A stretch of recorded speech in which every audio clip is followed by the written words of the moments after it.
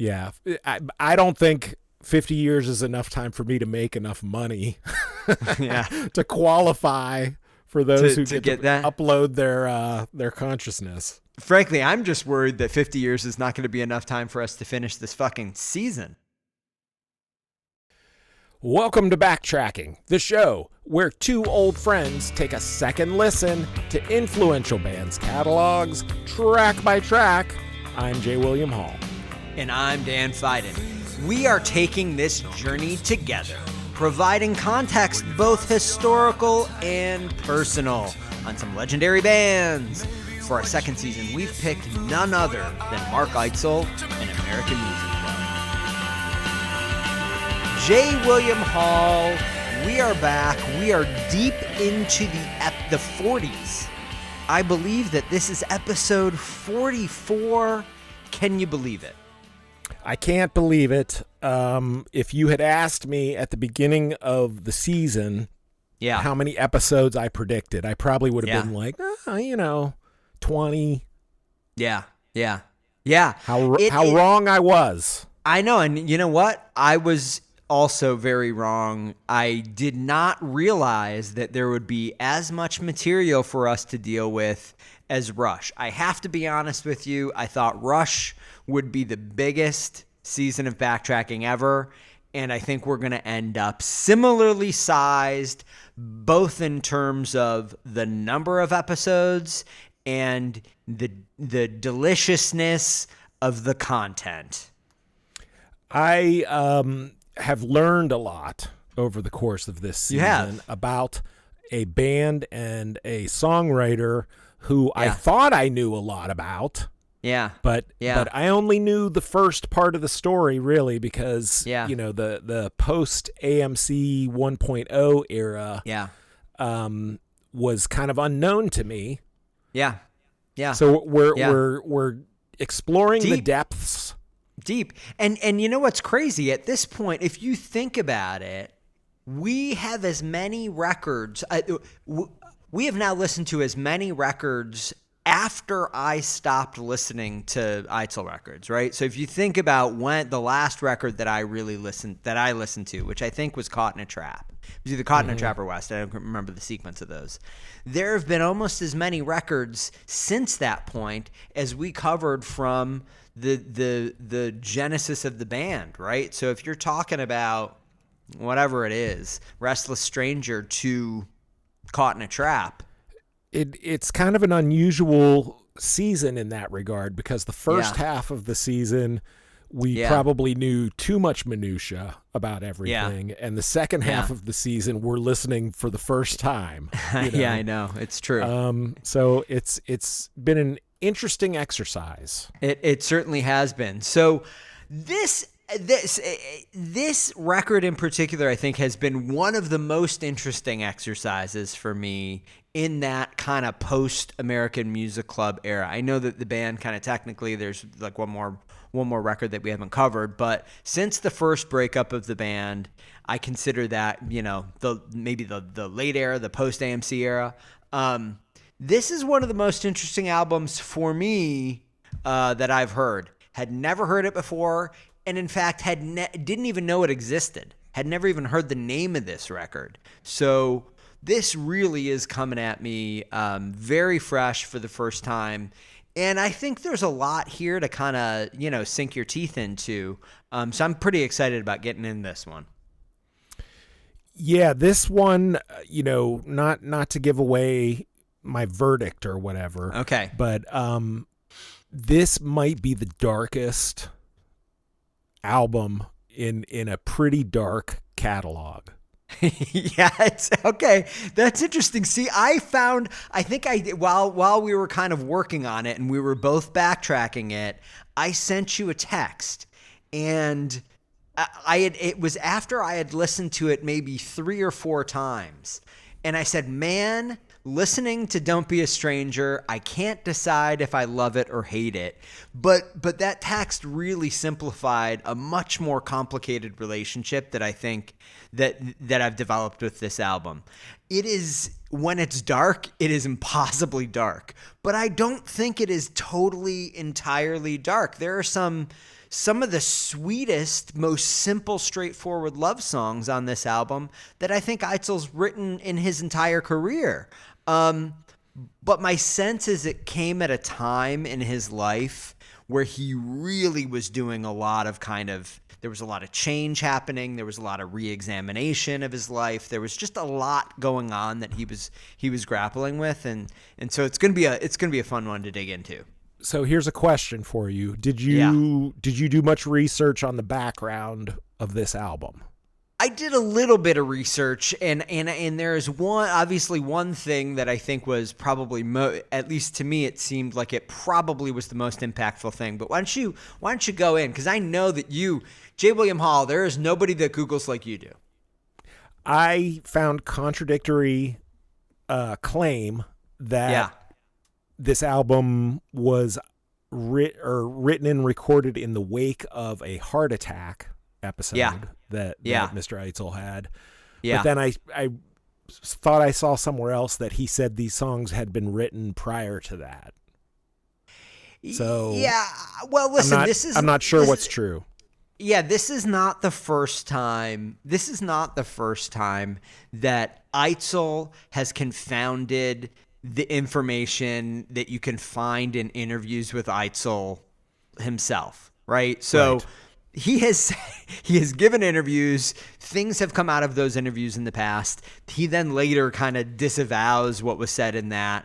I think he's a very unreliable narrator of his own story.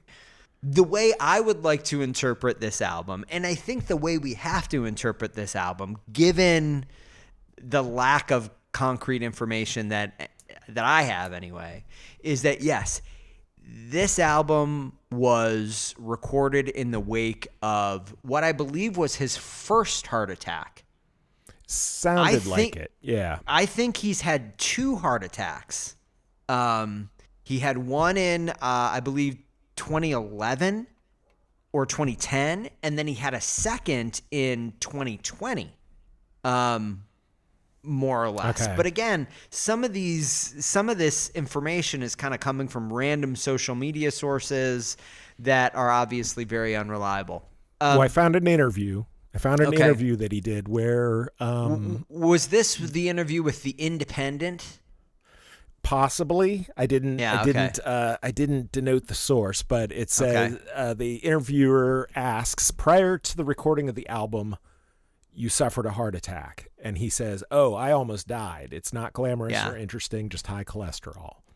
Yeah. So that does suggest, regardless of the timeline, regardless of what happened in which order, you can't unlink this album from that life experience of his. Can't do it. It feels like every song on this album is asking or pointing out a big death vibe.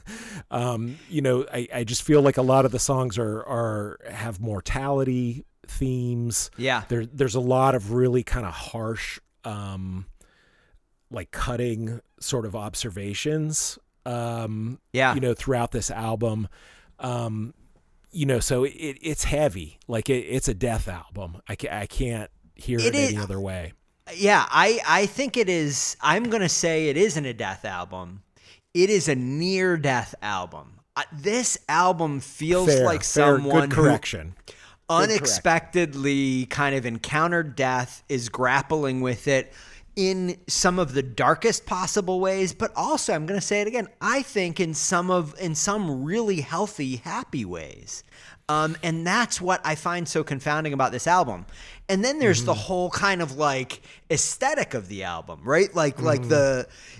Which again, I found to be extremely confounding. There are moments when I think this is some of the best work he's done in his entire career, not just lyrically, not just vocally, not just musically, not just from a production perspective. He really puts it all together. And then there are other moments on this album that I just really do not like it. There's just something that annoys me. So, but it is, I think it's the most, I'm not sure. I'm going to just throw this out here as a gambit. I think it is the most interesting album he did that we have heard from him during interesting solo album that he's done, I guess, is just the most straightforward way to say it. I think this is the album that like I wanted to listen to more times than any of the other solo albums, and I felt like required more listens of me than any of their other solo albums.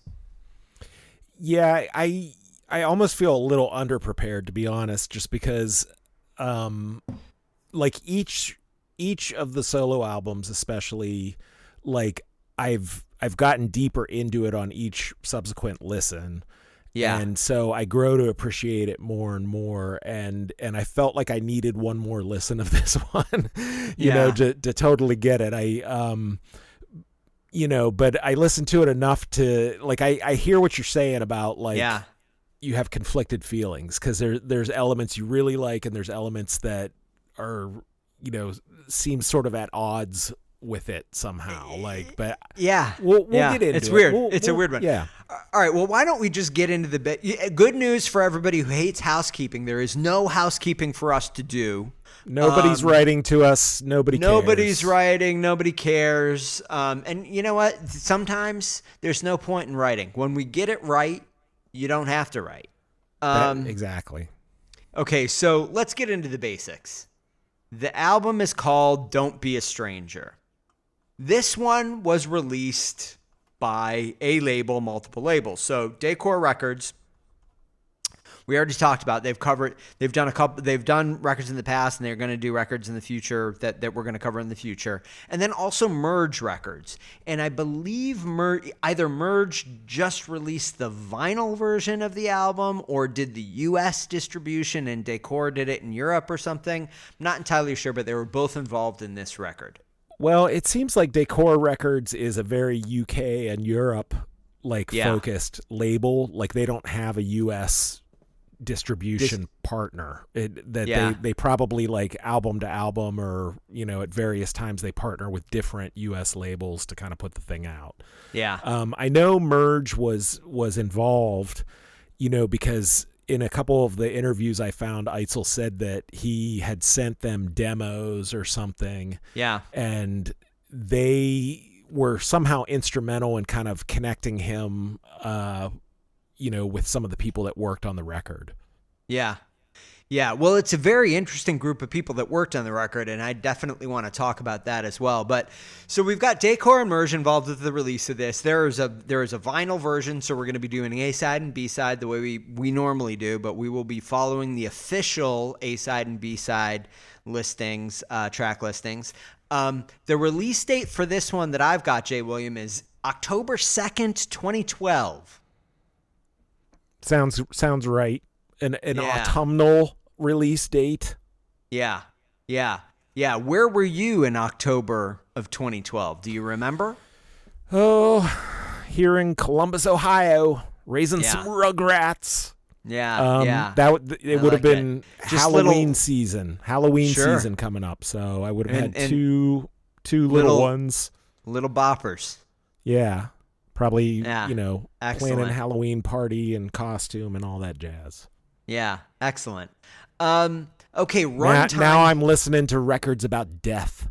I know, it's true. The kids are grown up and out of the house. I'm listening to my death records. All right, so runtime on this one is 43:36. Just so that we don't disappoint Michael, we have to cover the cover. I did a little bit of research here. I don't know if you had better luck than I did, but from what I could tell, if anyone was involved in the design and the photography of this cover, it would have been someone named Jeremy Simmons. He is thanked in the liner notes of the album. It doesn't specify what he did, and there isn't a proper cover, but it does say that he's a photographer and filmmaker. And when I went online and looked around for a Jeremy Simmons photographer, there is a Jeremy Simmons that does photography and does layouts of stuff like this. This is very circumstantial evidence, but I am going to give the credit to Simmons. I will put an asterisk there. These photographs look like they may have been taken by Mr. Eitzel, especially the interior self-portrait, which looks an awful lot like a selfie to me. Yeah, so what do you think, like, what is that room on the cover? It's a hotel room. I love this cover. So this cover looks like a picture of a wall in a not great hotel room, but not a terrible hotel room, right? This is like a, call it a Red Roof Inn, right? Type hotel. Yeah, you've got the big bulky AC unit there. Yes, exactly. You flip up ground the plastic floor. You can tell he's on the ground floor. So I'm imagining him on the road someplace, taking this photograph of the window in the room. But what I think is so I'm just going to say I really, really like this cover. It is weirdly foreboding, but also I think kind of hopeful. And for me, that entirely is delivered by those curtains in the picture, right? You can they are what they call diaphanous, right? A little bit translucent, so you can see a bit through these curtains. The outdoors is intimated, but they are not perfectly transparent. They are diaphanous. But even more than that, the curtain is blowing up in one section, probably from the air conditioner that's just been turned up. Yeah. And it kind of is like, feels like it's opening to you. It's like almost kind of saying like, there's a world outside here. And I don't know. I found that cover and that like photograph to be, frankly, one of my favorite covers. One of my favorite photographic covers on an AMC or Eitzel album ever. Ooh. Yeah, really like it.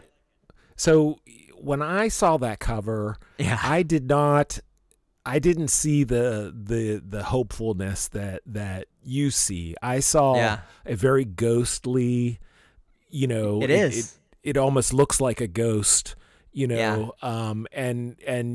that you say hotel room, I'm like, for some reason I initially thought maybe it was a hospital room, but I think you're right. It's a hotel. You can tell from the wallpaper and whatever, but like I saw it in a foreboding, like a little bit like, ooh, like, and especially given the content of the album, or at least my interpretation of it, it all adds up to a very spooky, not like sinister, but just like grave, like a very grave kind of album. Here's my only critique of the cover.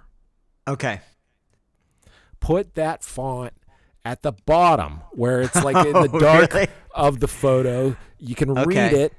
You got it laying across the, maybe symbolically, like, don't be a stranger, and it's kind of fading in and out of the curtain. Like maybe that was the effect they were going for. Yeah. But, I just want to move it down to the bottom. No, I don't have a single criticism of this. I like the font they used. I liked how they laid out the text. I liked the placement of the text.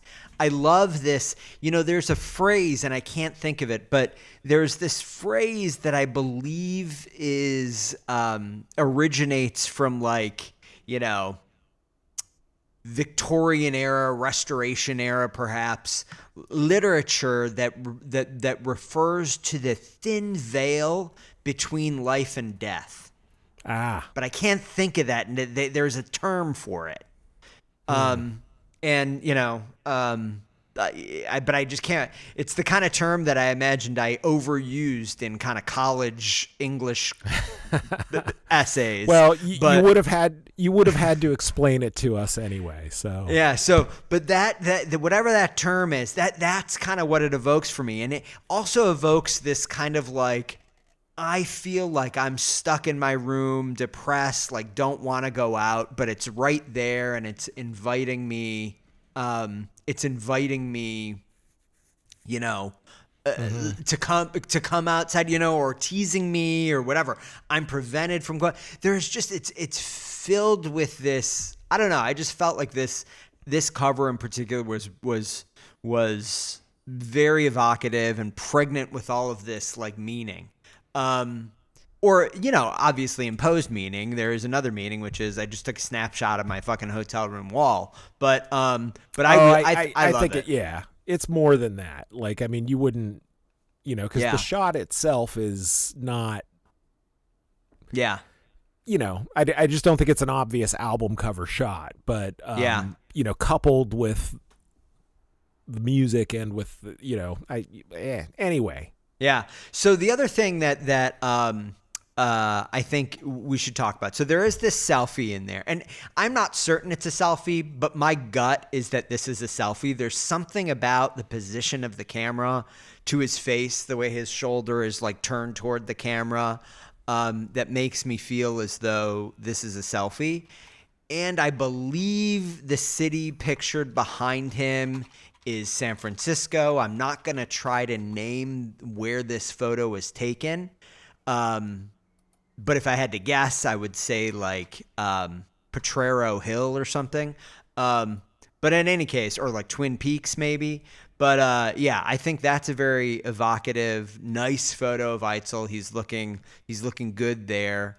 And my favorite, I think one of my favorite things about this is there's another interior photo that's just this kind of wet highway going off into the distance at sunrise or sunset, which I also really like. And I feel like, fits pretty well with the AMC cover oeuvre. Yeah, the thing I think that is cool about that back cover photograph is it's very cloudy, but there's a hole in the clouds, like right above kind of, in the center of the photo. And I feel like, I attach this like life death, symbolism to that image as well. And it's almost like the little opening in the curtains that you see on the front cover, isn't it? True dat. Yeah. Well, Jay William, I think we got a strong cover here. I'm going to give this one like 9.5. I really like it.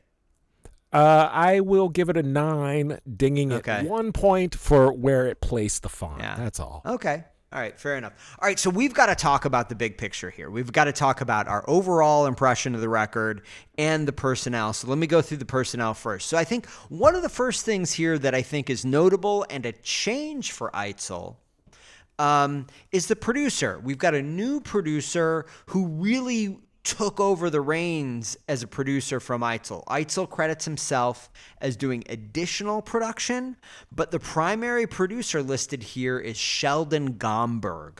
And so Sheldon Gomberg, I went through the credits, some interesting names in there, some names that I felt like were kind of like not applicable at all to Eitzel as an artist, like these kind of some 51 type post-punk pop, kind of post-Green Day pop punk bands. Some stuff like that. But the stuff that I thought was kind of interestingly similar was Ryan Adams, Lenny Mandel, Warren Zevon, Steve Forbert. Steve Forbert, who we all know from our friend Dave and his deep, deep love for Steve Forbert. Maybe you should do a Steve Forbert season with Dave. I don't think I'm the guy to do that one. I don't think I'm prepared to backtrack Forbert.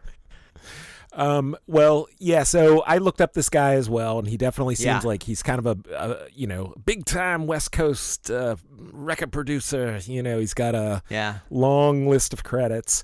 I'm looking through my notes here, and I cut and paste some stuff out of some different articles, and so I found the whole sort of thing with Merge happening. But then the other important fact, I guess, about this album is that it was funded a significant amount by Eitzel's manager. Had a friend who won the lottery and decided to throw some money at this project so that they could hire a producer, of the stature of Sheldon Gomberg. Sorry, Sheldon. So that was That's how amazing. They got the money to book this guy. And then, there are some big time, like studio professionals who appear on this album on different instruments. Yeah. Yeah. It's interesting. So Gomberg, I think, he definitely has a streak through his credits of working with these kind of well-known, kind of critically well-known, but not necessarily commercially well-known singer-songwriters, right? Forbert, Warren Zevon, I think, is a great example I even of saw that. Grantley Phillips. Phillips shows up in there. Peter Case, Ricky Lee Jones, Ben Harper. Ben Harper, a lot of Ben Harper. These were all kind of like sort of alternative-ish, but like older. Yeah. Singer-songwriters. Yeah. Yep. Totally agree. So, I'll go on to the band here. Now, it isn't really, I probably shouldn't say it's a band. It's definitely musicians that come in and out and were asked to play on certain things. But there's some interesting stuff here that we'll probably hit on a little bit more when we get into the track by track. But who do you find playing electric guitar on at least one of these songs? None other than Voodie. He's back. Our old friend, he's back in action. He sure is. He only plays on one song though, the first track, but it's. I was happy to see his name in there. So the producer Sheldon Gomberg seems to play bass on pretty much all of this record. On much of it, yeah. Much of the record. And then two different drummers appear on here. One is John Longmead. Now in the album credits, Eitzel says that John Longmead is someone that he had played with in the past, but I did not recognize that name. Nor did I, and I'm trying to see because I looked up some of his credits, but maybe you have them. He doesn't. So he didn't really have any credits that were like notable. And when I say notable, I mean notable to me. I did not recognize any names, and my recollection is there wasn't like a lot, maybe just one band in there. But Eitzel very distinctly says something about Longmead being one of the first drummers that he worked with or something. But I don't, maybe as a solo, I don't know. I've never heard him before. The other drummer though, much more well-known, not a drummer who I knew by name, but certainly somebody who, seems to be pretty well known. Pete Thomas and his credits, that really the credit that is kind of the big credit is it appears as though he's played with Elvis Costello in pretty much every iteration of Elvis Costello's band. The Attractions, what all the other ones are, but he's got 3 or 4 Elvis Costello and the Hairstylists or whatever. Yeah, exactly. Yeah, so he was in quite a few of those. Yeah, he has been along for the ride with Elvis Costello, I think, since the Attractions were put together. I think that was his second album. But yeah, he's a legendary drummer. So I was kind of like, whoa, like when I saw his name on the credits here. Yeah, so, and then we've got lap steel player, Ben Peeler, no credits that I could find really. I of course was intrigued to see. I found some. Yeah. Okay, all right, lay it on me. So his main thing is that he was in this kind of country rock band called the Mavericks. Maybe they're still going. I don't know. They've been around forever. Kind of like alternative country, but closer to straight up country. Yeah. If you know what I mean. Yeah. And I think it's like West Coast, and he does a lot of session work, like pedal steel kind of lap steel stuff for a lot of like West Coast, like, country rock, alt rock, kind of groups. Yeah. Okay. Well, but a definite, like, I'm sure he costs a pretty penny, Yeah. All right. So, and then there are 2 other people that I definitely feel like probably, were not cheap to bring in for Eitzel, but are interesting, especially because it is, at least in my opinion, the dominant sound on this record. And it's the keyboard piano players, right? But what you don't see is Mark Capel here. Capel is somebody who's been playing with, he's a piano player, he's a keyboard player, he's been playing live with Eitzel, he's been working on a lot of these projects. I was pretty surprised to see him not credited on this album. Instead, we've got two different piano players. One is Larry Goldings. Now, I looked up Larry Goldings. 1 million credits, but almost all jazz credits. Right? A lot of trios, quartets, and quintets. Yeah, I mean, he's playing with like Jack DeJohnette. This is like traditional jazz. He is a traditional jazz bow. Okay. Yeah. And then the other one is a guy named Zach Ray, who was not front of mind for me, but I was interested to see that, you know, in addition to doing lots of interesting studio work, Zach Ray became a member of Death Cab for Cutie in 2012 when Chris Walla, founding member Chris Walla, left the band. I didn't even know that Chris Walla left the band. And, well, 2012 was just yesterday for us. 2012, Chris Walla left and Zach Ray joined the band. I think it's very interesting to compare the one track that Zach Ray appears on with the multiple tracks that Larry Goldings appears on. Yeah, I guess I didn't realize Zach Ray was only on one of these tracks, but now that I'm looking at it.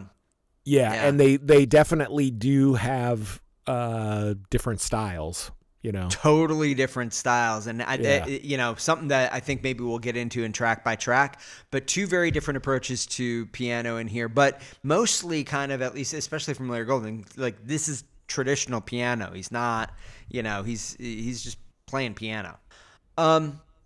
So Jay William, why don't you start with this? The overall sound, vibe, aesthetic of this record. What did you think?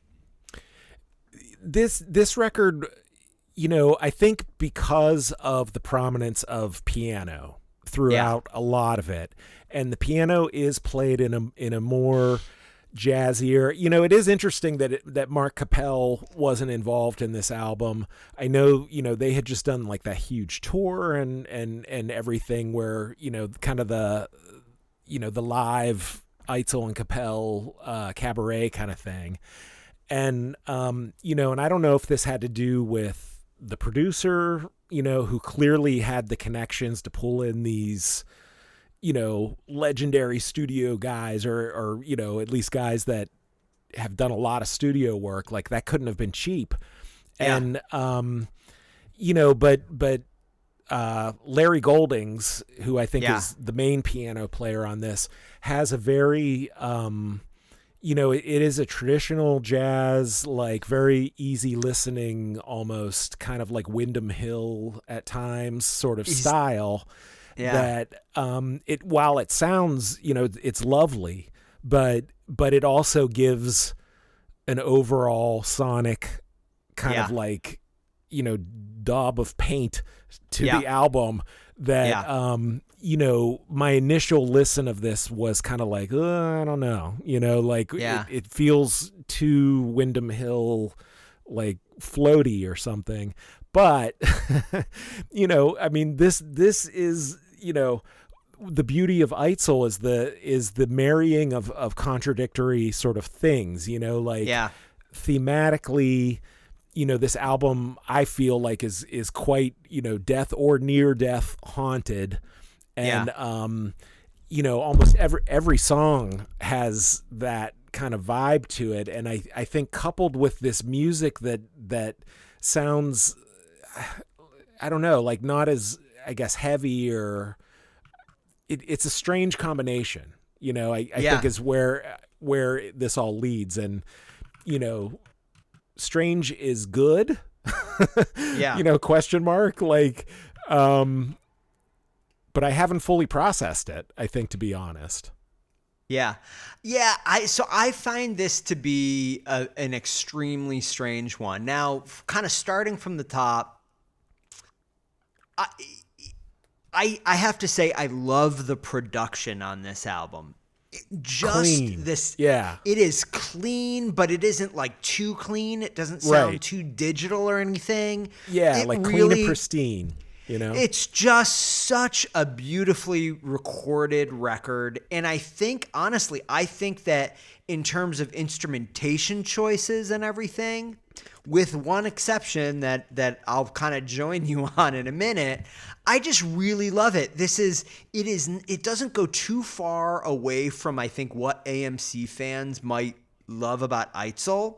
But it does go in a different direction, right? I mean, there's no question that there is aesthetically, Eitzel is again engaged with this kind of Chet Atkins vibe, right? He's back to that, but he's not totally back to it.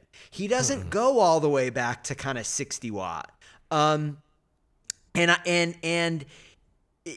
you've got that strain. So it of all of the solo records, it reminded me most of 60 Watt Silver Lining, but it is a more downbeat record. I think not just lyrically, I just think musically downbeat. It's generally a little slower, a little darker. It's a more downbeat record than 60 Watt. It does have this, especially in certain places, this kind of hint of jazz influence in it. But the two, I think to your point, I feel like frequently the songs where Larry Goldings appears, it feels as though he was just kind of brought in. And I think this is similar to 60 Watt, right? There was another piano player who he did the same thing with. The trumpet player. Yeah. Mark Isham. He brought in Mark Isham, and you had this sense that he said, hey, here's the song, just kind of riff over it and do it a couple of times, and we'll pick that's the feel that it had. And it seems like that's what Larry Goldings did. And clearly this guy is a genius musician, but I found that choice to really, I think I'm in agreement with you. It overly covered the rest of the album, especially for an album that I think, absent that piano, doesn't feel all that jazzy to me. Yeah. You know what I mean? I mean, I do think there are some parallels with the Isham thing because, we're talking about a musician from a different generation. Yeah. An older generation, and there's something sonically like time stamped or something about like their style. Yeah. And it, it's beautifully played, beautifully recorded. I agree with you. The production is pristine on this record, but not in a sterile way. Like in a, like it's all organic instruments. I know, we've gone through several electronic albums of Eitzel's, and even though I think both of us were surprised by how much we liked about those records, I don't come from a electronic music background, and it's usually not what I'm going to reach for first, so it is a pleasing palette of instruments, but there is this like adult contemporary sound to it at times that I think just isn't my bag, Yeah. No, I think we're in, and honestly, I think if you were to do a remix of this album and basically just drop the Larry Goldings piano parts on those, especially where he's just kind of riffing, I think it would go a long way to help it feel a little less dated. I don't know what you'd replace it with though, because there are certain songs where it's really just Eitzel and him. I'm not even sure that you have to replace it with anything, because Eitzel's guitar playing on this record is terrific, I think. I agree, but I think that it's that trap of when you hire somebody for that amount of money, it's a sunken cost kind of thing. It's like you're not going to then not include that person's stuff, on your record. Like, and I think I feel like this echoes something that we felt about some of the trumpet stuff on 60 agreed. Watt, that it was a little bit too much. And, but what are you going to do? Like, you asked this guy to come in and he's a genius and you paid him all this money and you got to include it, but it's like, I wouldn't go so far as to say that these parts are like a disservice. Like it's not that strong, but it just does sort of subtly dominate, I think the overall sound. Yeah, I think you really said it well. It's kind of like cooking with Szechuan peppers. You know what I mean? Like, once you put them in, the dish is like Szechuan, you know? And I think with this piano in there, it feels the same way. Now, I'm going to bring up my last overall comment, which I think is the most controversial comment, and frankly, the one that I have struggled with more than any other thing about this album. Eitzel's vocals on this album are confident, like locked into melodies. I think his singing just mechanically on this record is better than maybe I've ever heard him sing. Really, really good. It feels like something. It's just great singing on this. However, on certain songs, it appears like he adopts like this kind of affect that's like a groovy, like a jazz bass, and sometimes there's almost like an accent. I could play for you some of the moments, but it comes up a lot on the record. I'm going to call it out a few times here. And frankly, it felt really stilted and unnatural to me from Eitzel because I'd never heard it on any of the other records. And so I just kind of felt like, what's he doing? He's like playing at being some other singer because he doesn't sing like this, Did you not get that? Like a lot of like a little bit behind the beat, and then he'd put a little sauce on it. Like you hear it a bunch. I think I know what you're talking about, and it's sort of like almost gets into like a jazzy scatty sort of, like almost like a light rappy kind of like style. Yeah, but kind of. Yeah, I think that a couple of things. One is that I'm sure if we really looked, like we could find a couple of precedents to sort of that more groovier kind of whatever. But I think that he's been performing live, like leading up to and getting into this record or whatever. And, one of the things that I took away from that Capel and Eitzel Copenhagen cabaret kind of thing is, my goodness, like, to bring it night after night, like the massive amount of energy, when it's just like, all eyes are on him when he's on the stage. And I'm sure that like over time, the looser you get or whatever, you do start kind of like your voice, you do different things with it. Like you almost create like different characters or whatever. I feel like maybe that, well, we'll see when we get there, but I wonder if like, are these more like kind of character kind of voices? We can talk about it in more detail on the track by track. I think the thing that threw it off is like certain of the song for me threw me off. And frankly, it is even more than the piano for me. This is the flaw in this album. Okay. Well, I mean, it annoyed me on certain spots. I was just like, especially because of these songs, I think that this is, my last kind of comment overall, I guess I already said the last comment, but I think that this is his best comment. I think this is his best songwriting in a really long time captured on record. These songs are more, nothing on this album feels to me partway finished. These songs feel heavily polished, totally ready for prime time. These are not sketches. This is like material that really is worked up to a pretty high sheen, and I love that, and I love the songs on it overall. But that vocal delivery, which really is never an issue for me, but because we've been listening to, a year's worth of AMC and Eitzel, like you get used to the way he sings, right? And then all of a sudden he's doing this thing that you're kind of like, wait a second, I don't know. It bugged me. So we'll get into it when we get into it. Should we start the track by track then? Let's get into it.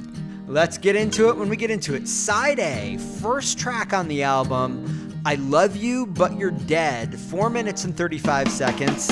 Let's go. Let's go toast the twilight at the old horror house.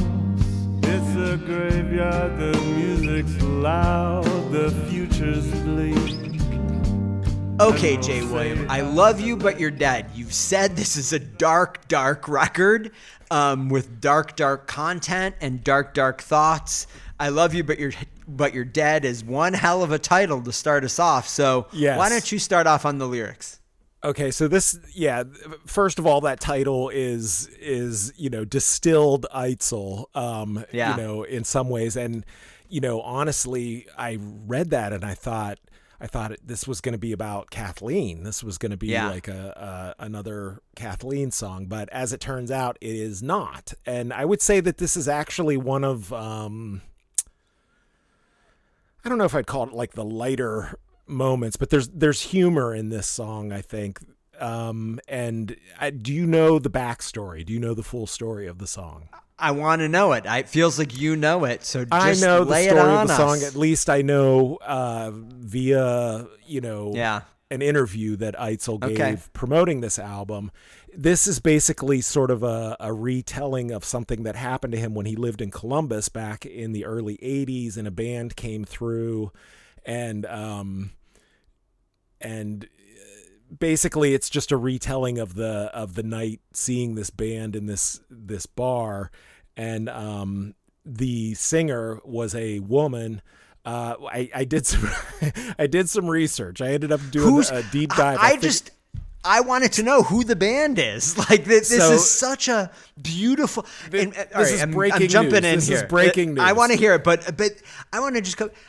My feeling is this is such a joyful picture of something that Eitzel clearly loves. And it felt to me like he's looking back at a life where he loved going to see rock bands and punk bands, and loved that experience and that feeling and that vibe. And this is kind of like an ode to that, right? The whole time I was just like, who the fuck is the band? Yeah. Well, I'm about to tell you. So okay. In the interview, the only clue that he gave was that Ron Ashton was on guitar, and there were members of the MC5 were in this band, but there was a female singer. Yeah. She came off the stage. I had ripped a poster from somewhere. She grabbed it and wrote on the poster to Eitzel, "I love you, but you're dead." So this happened to him when he was a college student or whatever in Columbus back in the early 80s. So I was like, Ron Ashton on guitar. So I went to, Discogs and was like Ron Ashton. And then it was like, the band was called Dark Carnival was the name of this band. Okay. And the singer was a woman who went by the name Niagara. But that wasn't her real name. And then she was later in a band called Destroy All Monsters.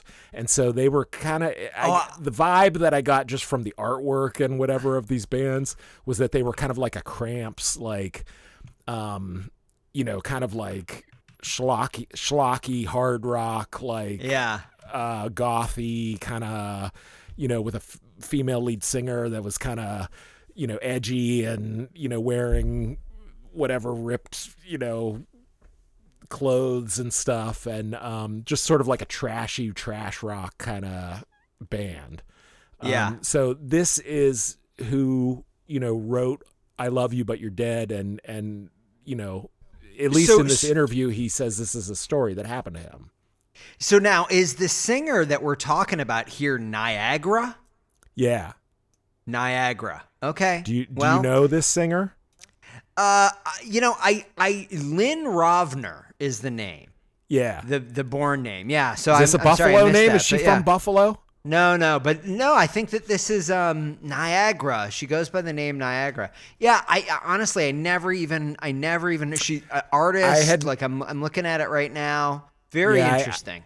I had never heard of her before. But it sounds like, so this song I think is an ode to that incident, but it's also it's sort of a seedy but loving retelling of the experience of like going to see this punk, trash punk band, and this thing happened to him. So, I agree with you that this isn't like a dark notion, but the title of the song is "I Love You, But You're Dead." So it introduces death, as a topic sort of to the album. That's all, I mean, listen, I just felt like this, lyrically, a couple of things for me about this. It is it's clear. There is no kind of opacity. There's no misdirection in these lyrics. It's pretty much, you read the lyrics, it's all there. I don't think there's some very difficult concept or, kind of like inscrutable language. It's not overly poetic. He's telling a story. He's telling it with love. He's telling it with fondness. It really feels to me like this beautiful musician looking back at what he loves and what he loved about music, for however many years. And he's just kind of painting that picture. I don't know. I really like that about it. He introduces the character Lead Pipe, who he says is based on a real guy that was like a bouncer, biker dude at a club, And there is one kind of like more Eitzlerian set of lyrics here that I did want to call out because I thought it was a very interesting way to the way I interpreted it was he was describing this sense of like depersonalization, where he says, "And I'll control my arms and my legs and my hands and my hair, blah, blah, blah, like I'm holding a gun in a video game." And the way I interpret that's probably the most kind of poetic and strange verse in the lyrics. But I felt like it was this interesting way of kind of describing that sense of depersonalization that sometimes some people get, right? Like you're not really in your body. You're just and I think he's in the song. He's searching for that experience by going to a punk rock show and losing himself, basically. Yeah. All right. So what about the actual music? I really like the music here. It's kind of like very memorable, super memorable. I think verse lines and chorus lines, which I think frequently is not the case with Eitzel songs, where like the verses tend to be the actual just musical line, the melody line is a little less memorable, and then the chorus is where it really gets memorable. This has both. I just feel like this is a really well polished like pop song, but it's pretty chuggy. You know what I mean? It's very groove heavy, so it definitely has this groove, but it is not like it's a little. I don't want to say it's Chuglin because I know that it's not Chuglin. No, but it has this kind of chugging groove that I think is cool. I think the chugging groove is slightly sluggish. For my taste, it feels a little bit like a slog, and I think that the thing, like when it started and it gets going, it sounds good. The instruments, everything sounds nice, and but it just, I feel like they must have recorded to a click or something. Like it's very just like it never sort of variates.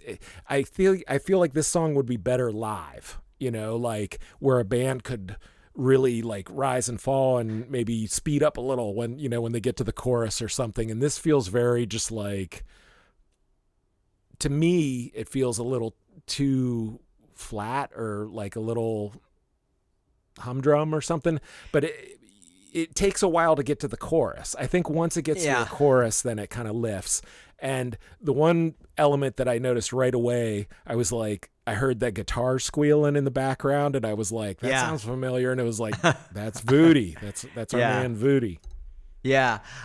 So I think that chuggingness is something that was very intentional. And I think this is the first song where that vocal affect that I'm talking about shows up and it turns me off. The music has this pretty consistent kind of groovy chugging beat, but he's playing with it vocal and he's getting behind the beat when he's singing some of these verse lines, but he's doing it in a real kind of like got to do, and I just was like, where is this Eitzel coming from? I'm not listening to soul coughing or, you know what I mean? Like, and it felt to me like he's trying something that doesn't quite fit, you know? I think it would and work I think it distracted. I think it would work better if it was faster, like, you know, because and you know, this is interesting because Pete Thomas is the drummer on this song, and I mean, he's a monster. Like, if you ever go watch footage of Elvis Costello and the Attractions live, like early, you know, late 70s, early 80s, like, he is an amazing drummer, but it's generic on this track. Like, his drums are just like almost like background to me, and it feels like it just kind of like keeps the same sort of like light groove chug the whole way, and I'm a little like, yeah, you know, like, and you're talking about the vocal thing, but I think like if they were really like kicking it, I don't know. No, you know? You know, for me, everything about this track works well, with the exception of the vocal delivery. Honestly, that's really how I feel. I feel like it's just he's doing this weird thing that I haven't heard before that I don't like. Bottom line, I don't think Eitzel, as much as I think Eitzel loves soul and loves R&B. Yeah, he's not that. You know what I mean? He's just not that, and you know, he's trying to do something like that in here. Yeah, and I think it feels weird. We're not that, though. You know, like we're not into that type of music, or, you know, that feel or whatever so much, you know, and so. You know, because I mean, are you trying to make the argument that if, like, you know, somebody who liked Beyonce, if we turned this record on for them, they'd be like, oh yeah, I get it. I don't think that's the case either. I mean, that might be, you know, the commercial flaw with like, you know, with this song in particular. And I mean, we talk about this a lot with American Music Club, where like what is the thing? They kind of found this, you know, a little bit of this, a little bit of that kind of like amalgam of things that didn't add up to like commercial success. And I feel like, you know, we've already on this song got a little bit of like different kind of styles sort of coming together. And it's not that it's not successful, but it's just not, it's not our bag, maybe. Like, I don't know. I will say when the song started, I thought it was going to be like, it sounded like George Harrison, All Things Must Pass. You know, it sounded like, really? It sounded like, it like, it has this like just light strumming that's kind of lifting up. And I was like, it's, you know, sunlight doesn't last, you know, like I thought it was going to be that. And, but it wasn't, you know, but I mean, I tip my hat to Eitzel, like trying different things, different approaches, different combinations of musicians, you know, like, I mean, we've seen this album to album, like he tries to kind of shake it up a little bit and do some different things. But you know, not everything can be your favorite thing. Yeah, I actually think this is a great, beautiful lyric, beautiful melody lines, really memorable song, really, I think, well constructed, well recorded. I think my one beef on this one is Eitzel's vocals, actually, which makes me sad to say, but that's probably the through line for me on this record in some ways. Oh, so they didn't bother me so much. I just wish it was a little bit faster tempo. All right, so let's move on to track 2. The Bill Is Due. J. William Hall, 3 minutes and 12 seconds. Very interesting bookend to I Love You But You're Dead, if you think about the lyrical content. But let's give it a listen. You try and move on, but the bill is due.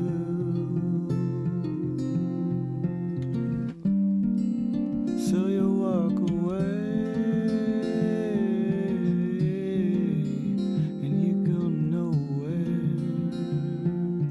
Okay, so just lyrically, I think it's very interesting to have the lyric of I love you but you're dead. It's Eitzel looking back wistfully at these rock shows, at how much he loves that, he just loves the feeling of a rock show, punk show, whatever that is. Talks about the singer, I guess we're gonna, say it's Niagara crawling around. Then we go into this, right? Well, okay, so I love you but you're dead. Why did that phrase from his distant past, why did he bring that back and write a song around that now? Because it's mortality. He's facing his own mortality. Sure. We get a song, that comes right after that is also a song about mortality. Yeah. The bill is due. Very different vibe. Very different vibe. But I think lyrical that approach.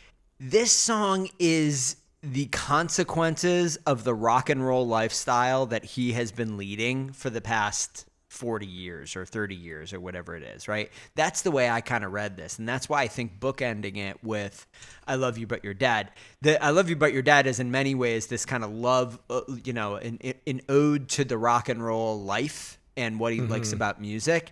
And the bill is due is kind of like, that's the life I led. And, I paid the price for it. Now I'm paying the price for it, which I do think is an interesting way to start off the record in terms of lyrical content.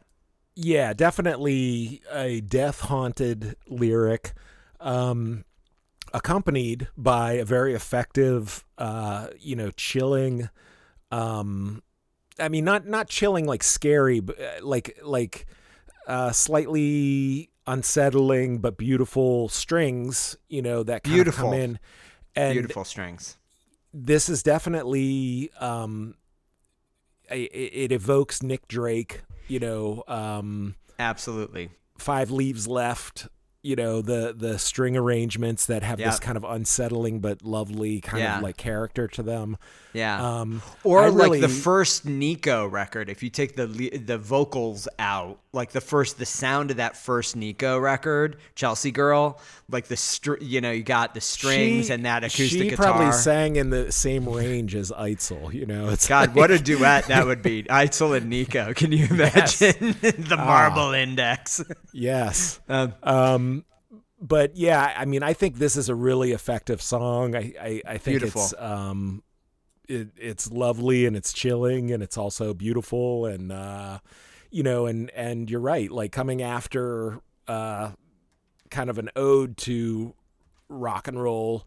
I don't know that the first song is entirely an ode though. It's complicated. It's a little bit like, because there's some dark elements in it as well. And no, I'm not saying it's a purely romantic, but it's undeniable. Maybe saying it was an ode is not.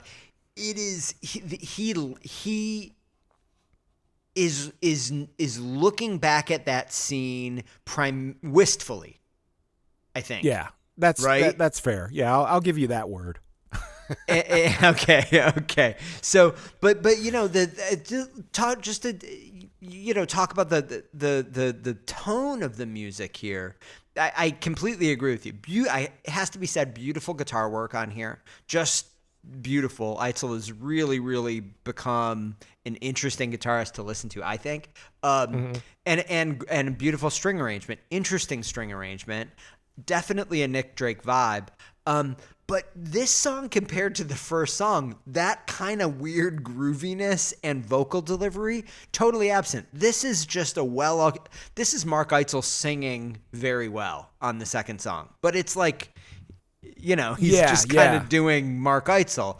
And again, that's one of the things that I think is confounding about this one because, I'll hear a song and I'll be like, what is he up to on this vocal? Who's he trying to be here? And then this one comes through and it just feels like him. So I don't have this thing kind of keeping me out of the song. This one I just fell right into. So anyway. Yeah, within the Mark Eitzel, universe, he wears many hats, and I'm pun intended because he does wear a lot of hats. But one of the things is like this style of song versus stuff like, like the West album or whatever, where it's like he is trying on a different hat and it's got a different thing to it, But I like the albums where you get to experience, a range of different sort of Eitzel styles or song styles, So I think that one of the funny things about this song is the string arrangements are by somebody credited as Mr. Fred Bowes, Bows, like a violin bow. And I was like, that must be like Eitzel did this on a keyboard or something. But then I clicked on it, and Mr. Fred Bowes has credits like on other people's albums. I was like, talk about like, Fred Teeth becomes a dentist, Fred Bowes becomes a string arranger. I just thought that was funny. Anyway. Yeah, so it's interesting. Eitzel does some of the string arrangements himself on this album. But it really is, or at least he's credited with that in. Do you think Eitzel has Discogs. secretly done string arrangements for Edward Sharpe and the Magnetic Zeros? Well, I don't know. No, Mr. Fred Bowes, you're right. Violet, yeah. So the Billows do, but like for example, string arrangements on track 10, "You're Waiting," are credited to Eitzel. So listen, I don't know, but. We will get into that. So should we move on from The Billows Do to All My Love? Yes. Okay. All My Love, track 3, 5 minutes and 7 seconds. Let's give it a listen. I wish that we could swim around in the sky. They say if you believe, then you won't fall. All right, J. William Hall. I think it's tough to make the argument that this is anything. This is not dark. This is just a simple, lovely love song, right? Yeah. Or are you gonna disagree with that? No, I won't disagree with you on that. This, I don't know if you know, but this is an AMC song. What? Yes. No. See, this is the problem. This is where we went off the rails for season 2 of Backtracking because we decided, at your insistence, to put the Golden Age at the end of the season. And so now we're getting into these songs that are Golden Age songs that Eitzel, in the context of this album, is redoing in a different style. Really? Yes. Wow. So that's shocking to me. I cannot believe that he covered his own song on a solo record in a different style, but go ahead. And this isn't the only one. There's more coming. Wow. And, wow. And he did this on on the last record. Didn't he have, maybe it was the live record where he does some AMC songs in the cabaret style. But so this is the opening track on the Golden Age. Evidently, I haven't listened to it because I'm saving it. But all right. This creates a very interesting twist in the in my interpretation of this album and some of the songs on it. But I don't want to give anything away. So we're gonna have to note that though. Here's the darkness of this song. Okay, yeah. Like I agree. And Eitzel, I found a quote where he said this is the gooeyest song he's ever written. So some of the lyrics are gooey, sweet love lyrics. But the darkness of the song is that the overall message is that this is going to end.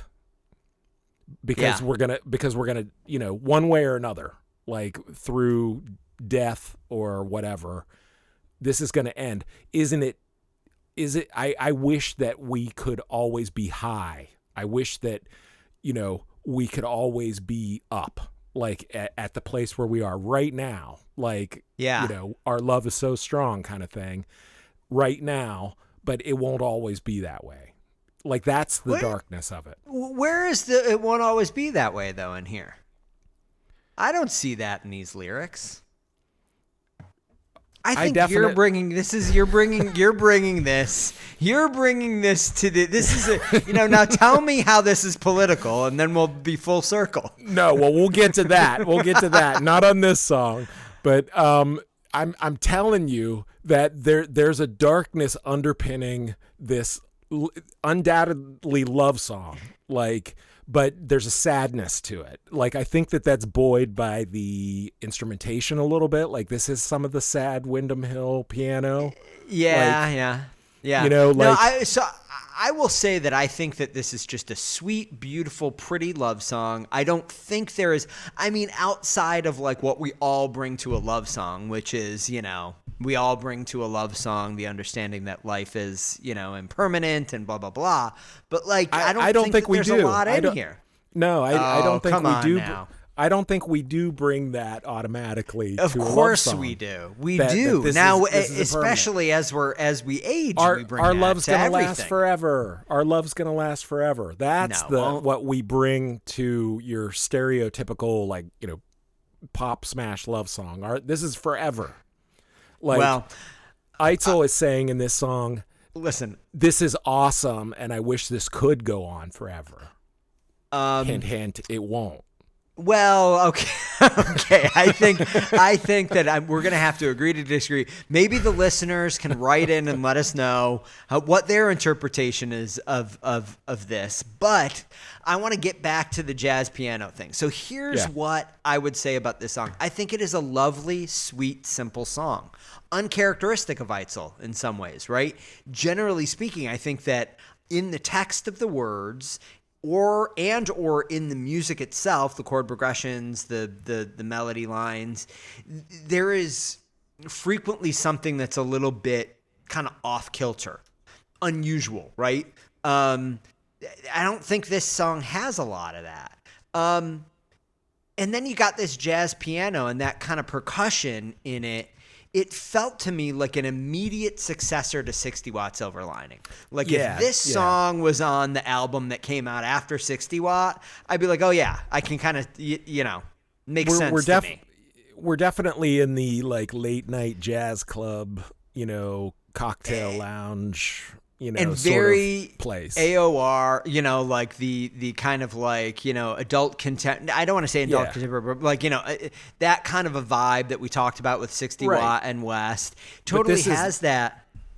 It does, but this is late night.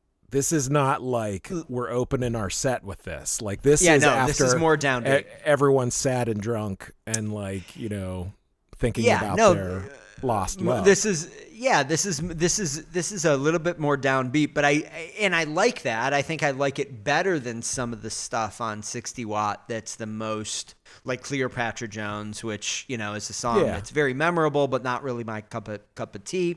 So I like it, but it definitely is in that genre.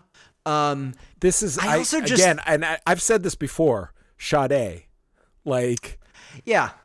you could hear her and that band doing this song, or a version of it. The melody and everything, I think Eitzel has some really wonderful melodies on this album, and this song being one of them.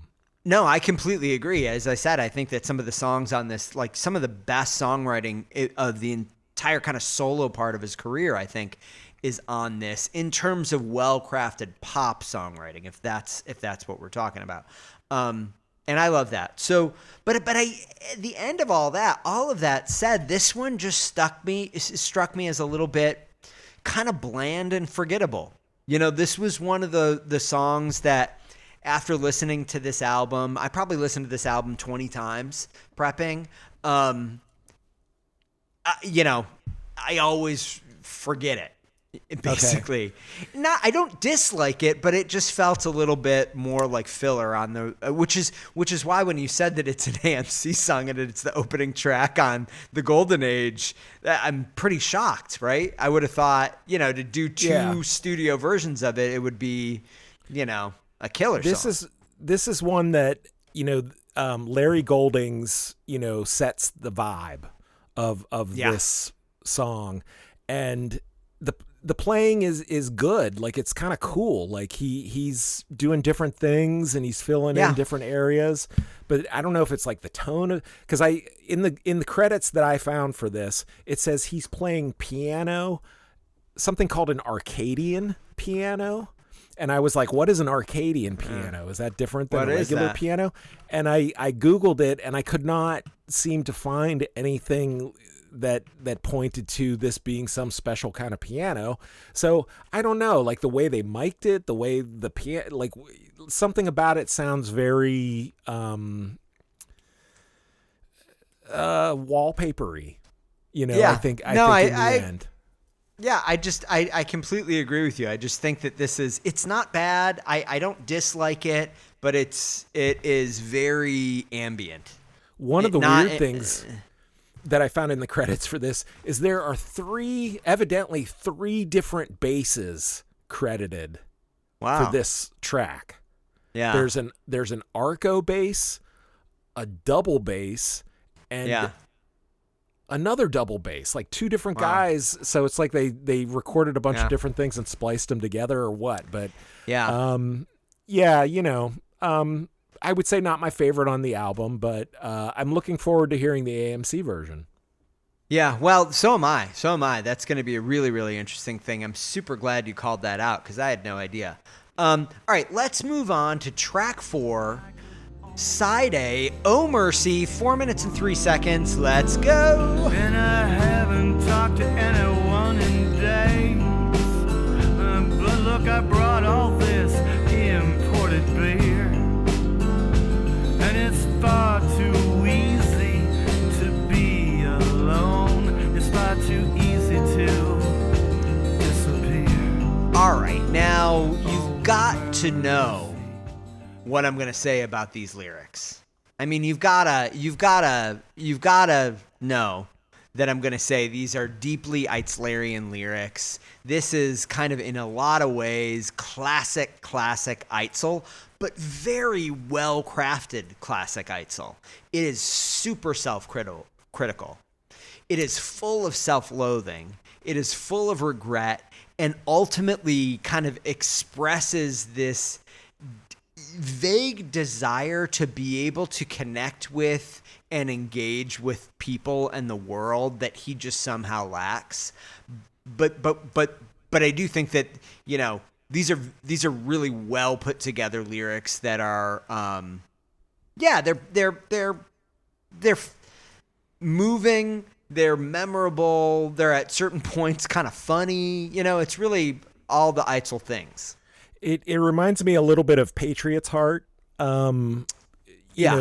almost, the angle of the song is coming from like, let me tell you something, and in Patriot's Heart, it's like, if you want to see a patriot go, there's the stripper and the guy who's telling that story, think of him as like a character. It's like that same character telling this story. It's like this guy is now this like, clearly this song has some political stuff woven through it, but this is like, a guy who's inserting himself, inviting himself to a party and then kind of ruining the party by being overbearing, and aggressively negative, But to me, it definitely, not that I consider myself to be that guy, but as like a grumpy middle-aged man, middle-aged man or whatever on Saturday Night Live, like, mulling over this dark stuff, like I definitely saw myself, I guess, a little bit in this character. I felt like they were relatable. They were interesting. It was, I just think well-crafted lyrics. Definitely classically Eitzlerian. Now the music, though, I really this is maybe the most conflicted about any of the songs on the album that I was, because I fully love the song, just love it. I think it's the music, the music, the melody lines, all of it, and I absolutely hate his delivery of it. Oh, like, interesting. And the you know, there is one line that I think articulates it better than any other line, and it's like, but look, I brought all this imported beer. He manufactures a fake accent on the word beer, and the way he delivers that line is full of this affect that I've been talking about, that I found it to be off-putting, very off-putting. But I think if I had never heard Mark Eitzel before, I maybe wouldn't be as put off by it as I am. But because I've listened to now, 42 episodes worth of AMC and Eitzel music, and this is, maybe there is some song we could point to and say, that's the fossil that, was like the missing link in this evolution. Yeah. Well, so here's my response. Okay. I do think that he has had lyrics or songs in the past, even back to the AMC days. I'm thinking of like Crab Walk, where he sort of puts on a little bit of this like hillbilly corn pone. Yeah, corn pone. That's the word. Yeah, like, and I almost see this as like a successor to that in a little bit. It's like he's putting on a character a little bit. Like I think he's talking about himself, but he's exaggerating, and so I don't know. I read that line as just kind of like. Now, here is my rebuttal. If you go back to Crab Walk, he's singing that song like he sings other songs. And he's not putting on like a weird, like, I don't want to say accent, but like the only way I can describe it is an affect. Like, he's not singing Crab Walk differently than he sings. I would say here is one place where he puts on an affect, but it's much clearer that he means it as a joke. It is the goof rock version of Art of Love, right? Yeah. Now we protected the art of love. Like that. He does that whole thing. It's clear that he's goofing around. Yeah. He does this same affect on multiple songs across this album. It is, I think, probably the most pronounced in this specific line of this song. But if he was doing it as like just a thing for one song, it wouldn't show up in 3 or 4 or 5 of the tracks on the album, right? Yeah, I mean, I've got to think that this is a direct outgrowth of how he was performing, live in the tour that he did prior to this, or maybe as he was writing it or something. I know what you're saying. It's got this more. He's like fitting a lot of words into a short. It's fitting a lot of words into a short thing. And so it comes across as kind of he's a beat poet and he's beating the good old ways. Like I know what you mean. Like it's not very melodic. It's more rhythmic. No, but he's all right. So he's done that before. He has these very wordy, talky songs that are beat poety. It isn't the number of words or any. It is specifically the rhythm and kind of emphasis, and he puts a little sauce on some of the specific words, like the word beer. He says in a way that he doesn't normally say the word beer. You know what I mean? He's like, I don't know. It's just I'm going to stop. I'm going to stop belaboring it because I think. I've articulated myself as well as I possibly can. He was feeling the sauce in that moment, and he gave it some sauce. You know what? Too much sauce. This album has too much sauce on the vocals. So, but outside of that, I have to say, like, I think this is I love this song. I love the groove in the song. I love the chord progressions. I love how it's recorded. I kind of love that, like, again, a little bit of a chug, mid-tempo chug, but there's an intensity in the chug, so it doesn't just feel samey. I really like that. Yeah, it kind of like builds gradually, but it does have this very marching, like fast marching kind of quality to it that I think is good. Like I think that I don't know if I would have picked this, I might have picked this as the single. Oh, well, probably not, because the lyrics are dark. Like, I mean, as he describes or inhabits this character that he's singing about, it definitely, it makes you uncomfortable, like, because everybody has, either been or encountered somebody, like that at a party or whatever. You're forced to have conversations with people that are going places that you don't want to go, and he's kind of saying, I'm that guy, and the song's getting like kind of more intense as it goes. But I think this is for my money, this is the best track on side one.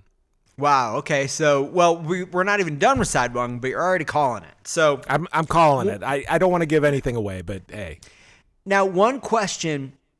We're gonna move into the next song here. But I think we're in agreement that we did not feel as though Eitzel was writing "Oh Mercy." It wasn't him writing a different character. He wasn't embodying a different person. I had the impression from this one, ultimately, this is the exaggerated version, the kind of self-loathing version of himself, right? So, like, he's talking about himself and how he feels about himself. Yeah. And, okay, so interesting as we go into the next one, because we're gonna tackle something in the lyrics here. Costume characters face dangers in the workplace. 2 minutes and 30 seconds. Snow. Let's listen. And when I walk down Main Street, USA, I wave and smile, but look no one in the eye. When I walk down Main Street, USA, through faces too deadly to die. Okay, Jay Williams. So I think this is a great lyric, but I thought it was notable because at least as far as I can remember, this is the first time I think Eitzel has written a lyric completely from the perspective of someone that is not him. I couldn't say whether it's the first time that he's done that, but I will say that this has got to be a top 5 all-time Eitzel song title. It is a very Eitzlerian song title. It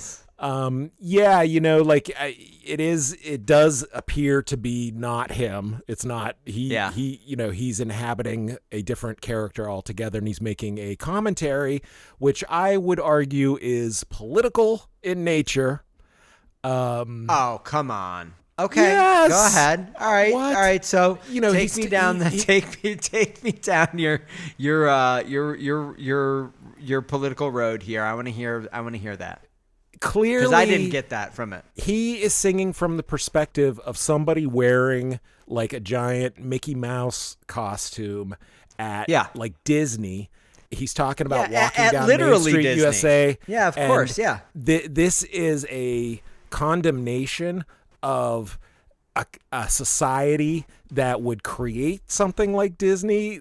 This is getting at the bitterness and the emptiness at the center of a capitalist society. This is a commentary on America, Main Street, USA.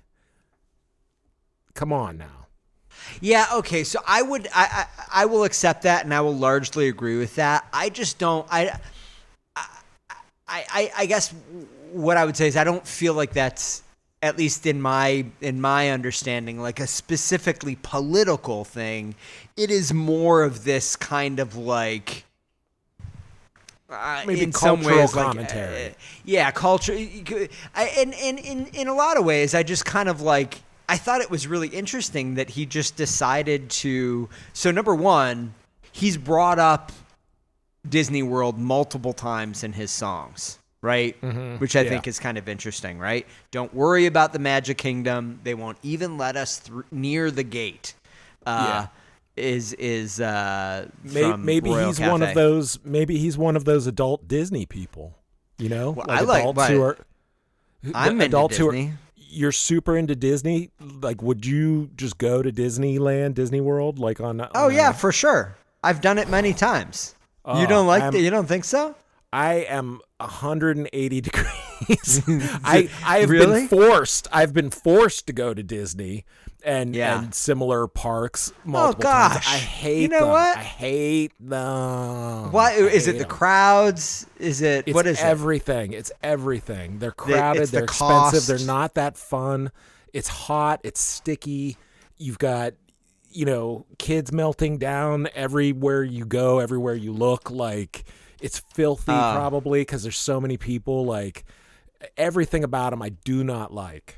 You know what? I'm not gonna go with you to Disney World. For sure, because I love it. I think it's fun. It's joyful. It's a great day away. I don't know. I'm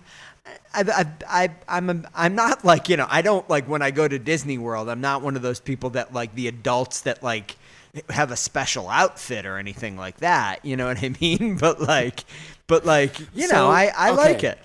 Okay, so having established that, when you read these lyrics, do you relate to, this costumed character is walking through the park, is waving and smiling at people, but inside is belittling them, is hating on them?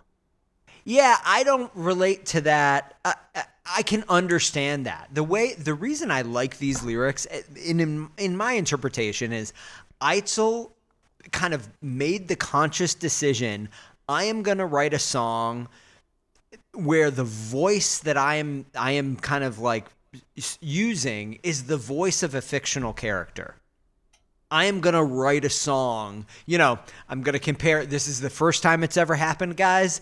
I am going to compare Mark Eitzel as a songwriter to Iron Maiden. This is like when Iron Maiden did the song Alexander the Great, where the whole song is kind of sung, as like Alexander the Great, right?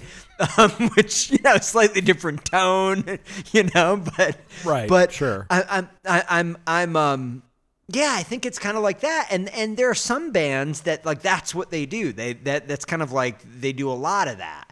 The Decemberists are a band where, Colin Malloy has many songs where he writes as a fictional, as a character that he's invented. It was new to me to hear Eitzel do it. I certainly there is some kind of societal, political, I guess, underlying judgment that he's making, and he's somehow, I think, probably sympathizing with the employee who is playing a character here. But more than anything, I think this is less of a message song and just a story song. Here is what I think is sort of like the secondary meaning of this song. Okay. It is also a little bit of a commentary on the life of a entertainer, a performer. Having to put on a mask and sing and dance. And so therefore I think it's sort of an observation of his own life and career. Yeah. Now all right, let's move on to the music though. Now, how did you feel about the music here? What do I thought it was more forgettable for me, I guess, than some of the other songs on the album. It's a little bit floaty and kind of, not as like, it's not a full band kind of going to town. Yeah. Which isn't bad in and of itself, but something about it, like, I don't know, that was kind of my general thought. Yeah.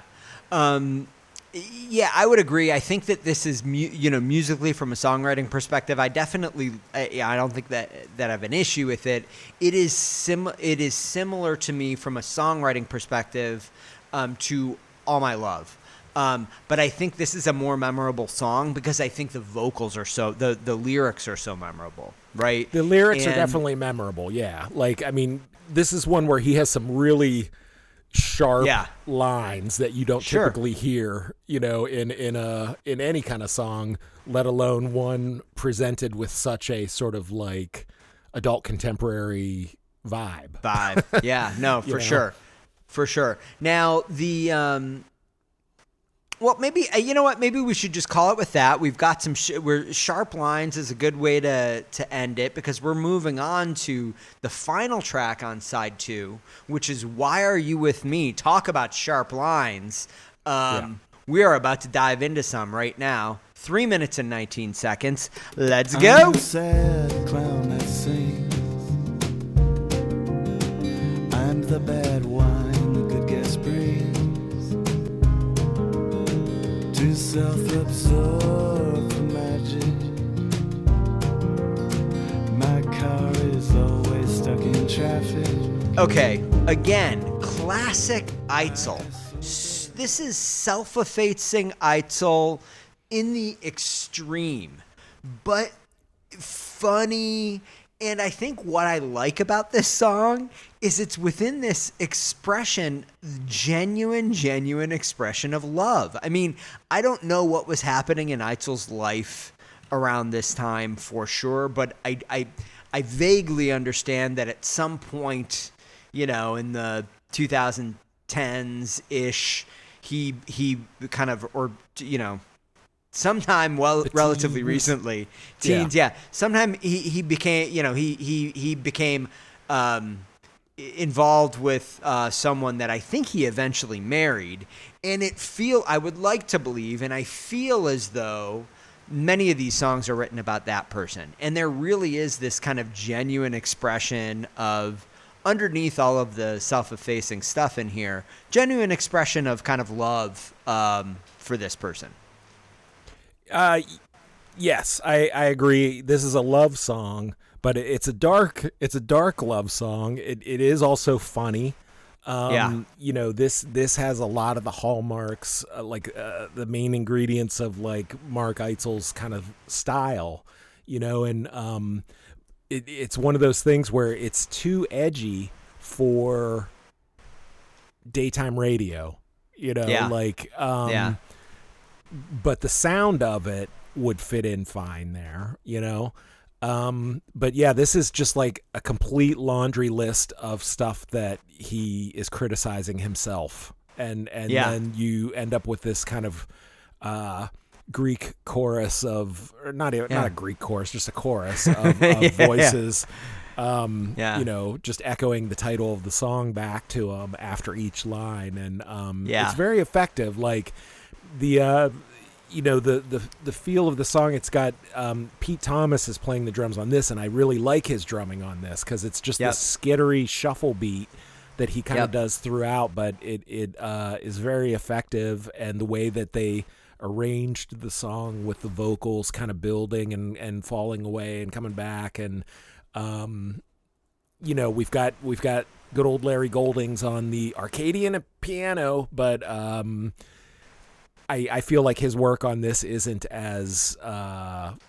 dominating or distracting. Not that his playing is dominating, because it's very airy and light, but it doesn't define the sound of the song, I guess. Yeah, well, I would disagree a little bit with you there. I feel like the song would be better with no piano in it. I don't think it's bad playing, but I think it confuses this song, and I think in many ways it's because of those lyrics, right? I really like the lyrics, but somehow the piano tinkling in and out of the song is like it I don't know, confuses.